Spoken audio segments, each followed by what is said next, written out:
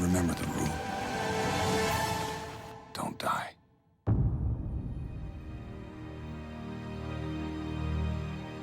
I'm Erin from WatchMojo.com, and today we're sitting down with Paul Gross of Passchendaele. Can you tell us about this film and the character, Michael, that you play in Passchendaele? The character Michael Dunn is actually kind of named after my grandfather.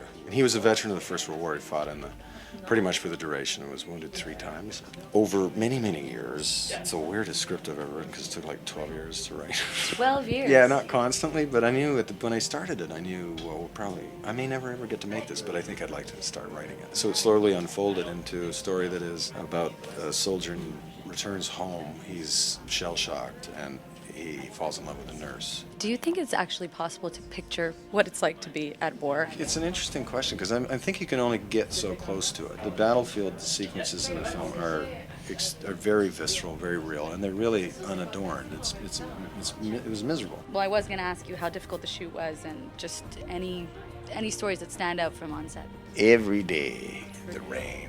And we had this big rain trough, about 100 yards long, and the water all came out of the Elbow River, which is fed by a glacier, so it's sub-zero.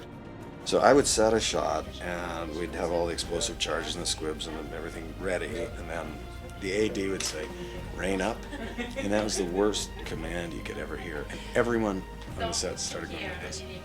So how hard is it to be actor, writer, and director? And sort of, since it was such a personal story, did you have to step away from the connection, or? Really, it wasn't that hard. It just makes for a longer day, so you get a little more tired. But I was surrounded by extraordinary actors. And if you're doing a scene with Caroline Dabernas, I don't have to tell her a lot. She's like quite a bit better than I am anyway. Honestly, I think it's probably hard. It was weirder for them because if you and I were doing a scene and you come to the end of the dialogue and I go, "Okay, cut," and then I'd wander off and look at the monitor and come back and say, "We need to do one more. Can you be louder or something?" So I think I was always on the move. I think for them it was just maybe a bit more peculiar. This, of course, was a pretty huge film in terms of Canadian standards. How did the whole process go of getting the funding and getting this going? Canadian financing models, they sort of tap out at about 7 or 8 million. And if you want to restage the First World War, you're going to need a little more money.